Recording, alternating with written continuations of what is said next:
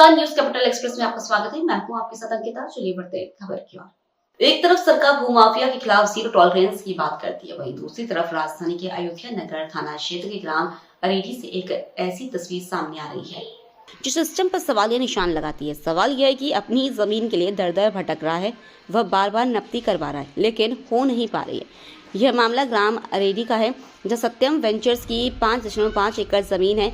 इस जमीन की नपती कई बार या तो पुलिस बल नहीं मिलता या पटवारी नहीं मिलते, लेकिन आज पटवारी और पुलिस बल सब मिला, लेकिन आज भी उसकी जमीन की नपती नहीं हो सकी। आखिर सरकार कब न्याय दिलाएगी? प्रकाश नाम है मेरा। ये अरेठी में हमारी ज़मीन है 5 एकड़। इस पे भगवान सिंह का कब्जा है काफ़ी समय से, और जब भी यहाँ आते हैं तो ये उनकी महिलाएं खड़ी कर देता है कब्जे में, और मतलब नपती में रुकावट करता है, कब्जा छोड़ने को तैयार नहीं है, जो अपने आप को और हमें मारने की धमकी देता है। आज हम पुलिस बल के साथ यहाँ नपती करवाने आए, फिर यहाँ सीन क्रिएट कर रहा है, और हम चाहते हैं कि इसकी नपती निष्पक्ष हो और हमें कोई दिक्कत नहीं किसी से, पर नपती में कोई दिक्कत ना करे। इनको नोटिस भी दिया गया, इनको नोटिस भी पहले दिया गया था, फिर भी उसके बाद भी हटना नहीं चाहते हैं। आज हम पुलिस बल के साथ आए। की बात नहीं मान रहे हैं। भोपाल सीएम हाउस में चल रही बैठक खत्म। स्वास्थ्य राज्य मंत्री नरेंद्र शिवाजी पटेल का बयान।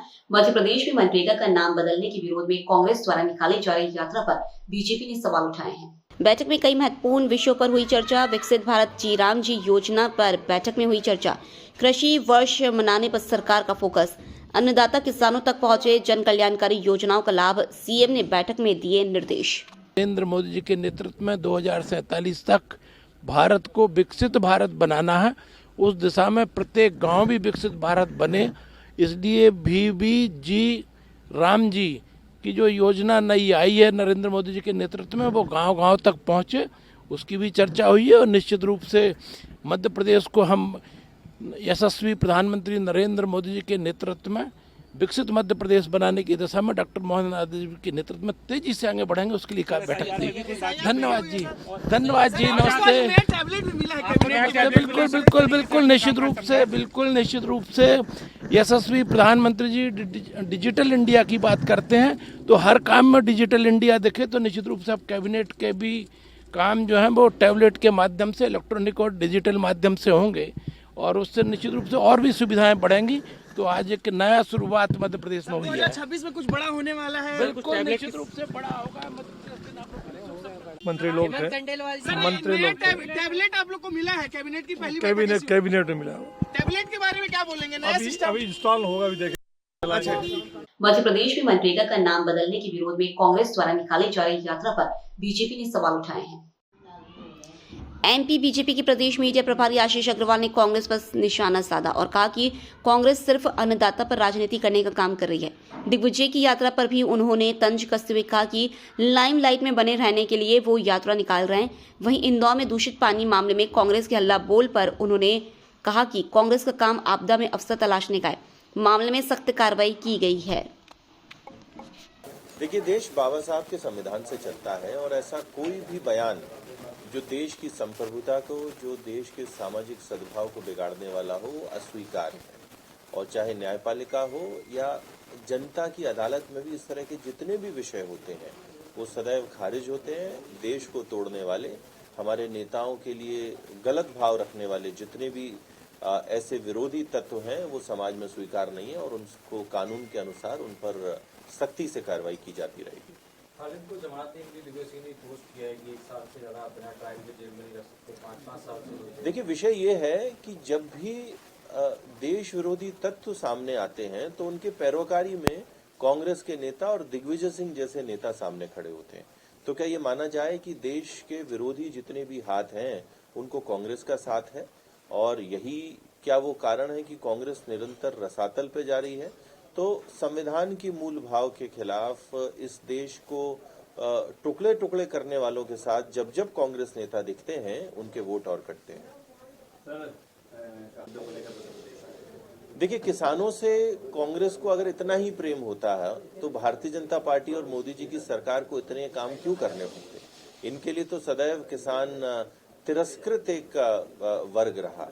बाकी 1998 में जिन लोगों ने मुल्तई में गोलीकांड किया, आज वो किसानों की पदयात्रा लेके निकलेंगे, तो ये भी अपने आप में आत्मविरोधाभासी है। सिर्फ दिखाने के लिए है ये जितनी भी यात्राएं सिर्फ कागजों पे है, सिर्फ बातों में है, जमीन पे ना कार्यकर्ता है ना कांग्रेस के नेता। जिस तरह की योजना का विरोध कर रहे हैं, देखिए, दिग्विजय सिंह सिर्फ अपनी ब्रांडिंग के लिए प्रतीकात्मक रूप से इस तरीके की यात्राएं करते हैं।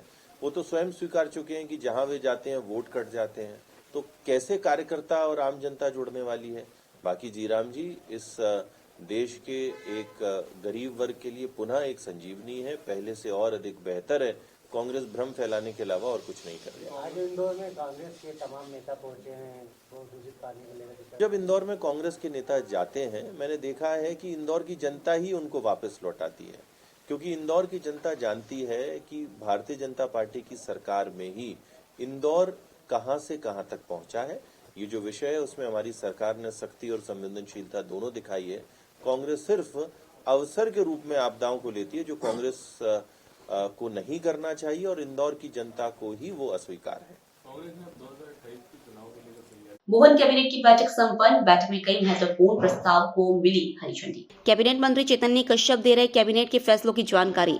भोपाल नववर्ष की पहली कैबिनेट की पहली बैठक सीएम डॉक्टर मोहन यादव की अध्यक्षता में संपन्न हुई है। बैठक कई महत्वपूर्ण प्रस्तावों को हरी झंडी दी गई है।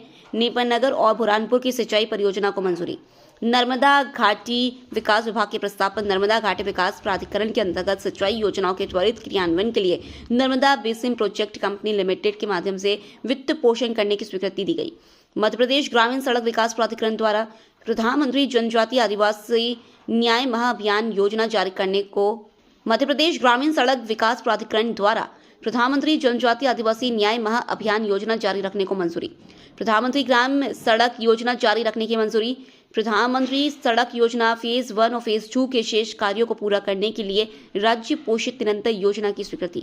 प्रधानमंत्री ग्राम सड़क योजना जारी रखने की मंजूरी। प्रधानमंत्री सड़क योजना फेज 1 और फेज 2 के शेष कार्यों को पूरा करने के लिए राज्य पोषित निरंतर योजना की स्वीकृति। ग्रामीण सड़क विकास प्राधिकरण द्वारा निर्मित सड़कों के नवीनीकरण और उन्नयन की मंजूरी। परिवहन विभाग के प्रस्ताव पर मध्य प्रदेश मोटरयान कर ध्यान अधिनियम की प्रथम और द्वितीय अनुसूची में धारा 23 के अंतर्गत संशोधन को मंजूरी दी गई। तो आपको नव वर्ष की बहुत बहुत शुभकामनाएं। और नव वर्ष की पहली कैबिनेट 6 जनवरी को माननीय मुख्यमंत्री डॉक्टर मोहन यादव जी की अध्यक्षता में आज आयोजित की गई है। और इसमें जो महत्वपूर्ण प्रस्तावों को आज स्वीकृति दी गई है, उनमें 2 प्रस्ताव झिरमिटी मध्यम सिंचाई परियोजना बुरहानपुर जिले की है, जिसकी लागत 922 करोड़ रुपए की है और जिससे 17,700 हेक्टेयर भूमि में सिंचाई होगी। दूसरी परियोजना बुरहानपुर जिले में ही नेपानगर की है, जो नेपानगर विधानसभा में आती है। इसमें 1676 करोड़ की योजना है और 34,100 हेक्टेयर भूमि में इसकी सिंचाई होगी और 22,600 कृषक परिवारों को इसका लाभ होगा। इन दोनों योजना का महत्वपूर्ण जो परिणाम निकलना है, यह दोनों योजनाएं 2 विधानसभा क्षेत्रों की है और आदिवासी अंचल की है। सारे आदिवासी बंधु इससे लाभान्वित होने वाले हैं। और बुरहानपुर जिला सिंचाई के मामले में मध्य प्रदेश में भी 41वें नंबर के ऊपर है। तो बुरहानपुर जिले में सिंचाई की वृद्धि हो, इसके लिए महत्वपूर्ण योजनाओं की स्वीकृति दी गई है। इसी के साथ में नर्मदा घाटी विकास प्राधिकरण के तहत जो हमें नर्मदा का पानी 2028 तक अब हमें लिफ्ट करना है, उसके लिए जो हमारी परियोजना चल रही है, वे अभी परियोजना प्रारंभ कर दी गई थी। इसमें एक परियोजना है नर्मदा शिप्रा बहुउद्देशीय परियोजना, जिसकी लागत 2489 करोड़ 65 रुपए है। और एक योजना है बदनावर माइक्रो लिफ्ट इरिगेशन योजना, जो 1520.92 करोड़ रुपए की है। इन दोनों योजनाओं को अब Narmada basin project company limited को हस्तांतरित कर दी गई है और जो अभी तक राज्य शासन ने इन दोनों योजनाओं में खर्च करा है, वो उस कंपनी की अंश पूंजी के रूप में कन्वर्ट किया जाएगा। इसका लाभ ये होगा कि इसके बाद में इसका मेंटेनेंस और इससे जो रेवेन्यू प्राप्त करना और वह सारा मॉडल यह कंपनी इसको पूरा मेंटेन करेगी। और इसका जो उच्च दाब जो लिफ्ट इरिगेशन में मेंटेनेंस एक महत्वपूर्ण पार्ट होता है, तो वह कंपनी इसका पूरा मेंटेनेंस करके और उस पूरे क्षेत्र के किसानों को इसका बराबर समुचित लाभ इसका प्राप्त होगा। इसी के साथ में ग्रामीण सड़क विकास प्राधिकरण का सबसे बड़ा जो कार्य था, इसमें आदिवासी न्याय महाअभियान जो प्रधानमंत्री नरेंद्र मोदी जी का एक सबसे महत्वपूर्ण प्रकल्प है, पीएम जनमन योजना। तो हमारे मध्य प्रदेश में जो हमारे योजनाओं में बेगा, भारिया व सहरिया, इन 3 जनजातियों में 22 जिलों के अंदर निवासरत है, इनके लिए योजना लागू की गई थी। और इसमें इसकी निरंतरता का प्रस्ताव दिया गया है, जिसमें इसकी सड़क की 1039 किलोमीटर सड़क और पुलिया 112 है और 795 करोड़ रुपए का खर्च इसमें अनुमानित है। इसी तरह मध्य प्रदेश ग्रामीण सड़क विकास प्राधिकरण की जो वर्तमान योजना चल रही है, उसे अगले 5 साल तक 2026 से 31 तक निरंतरता दी गई है, जिसमें अनुमानित व्यय 17,196 करोड़ रुपए है और करीब करीब 20,000 किलोमीटर की नई सड़कों का निर्माण व 1200 नई पुलों का निर्माण इसके अंदर किया जाएगा। और इसी के साथ में जो इन पुरानी हमारी सारी योजनाएं हैं, मध्य प्रदेश में टोटल प्रधानमंत्री ग्रामीण सड़क में 88,517 करीब किलोमीटर मार्गों का नवीनीकरण भी जो करना, वो उन्नयन करना, इसके लिए इस योजना को 1 अप्रैल 2026 से 31 तक निरंतरता दी गई है, जिसका अगले समय में अनुमानित व्यय 10,000 करोड़ रुपए इसका रहेगा। इसी के साथ में आज कैबिनेट के अंदर सभी मंत्रियों को टेबलेट वितरित किए गए हैं और अगले 2 कैबिनेट के पश्चात पूरा कार्य के टेबलेट के माध्यम से किया जाना प्रस्तावित है। और मुझे लगता है कि यह जो प्रयोग है, यह प्रयोग देश के कुछ ही प्रांतों में प्रारंभ हुआ है, उसमें मध्य प्रदेश अग्रणी प्रांत होगा। मुख्यमंत्री डॉक्टर मोहन यादव जी के नेतृत्व में जो हमने 2025 का वर्ष उद्योग एवं रोजगार वर्ष के रूप में मनाया है, अब अगला 2026 का इस वर्ष को कृषि उद्योग के, कृषि के विकास के लिए मनाया जाएगा तथा इस तरीके के सारे नवाचार व जनजातीय क्षेत्रों के लिए विशेष रूप से जितने भी प्रकल्प हो सकते हैं, उनको हम नई गति दे रहे हैं। जय हिंद, जय भारत।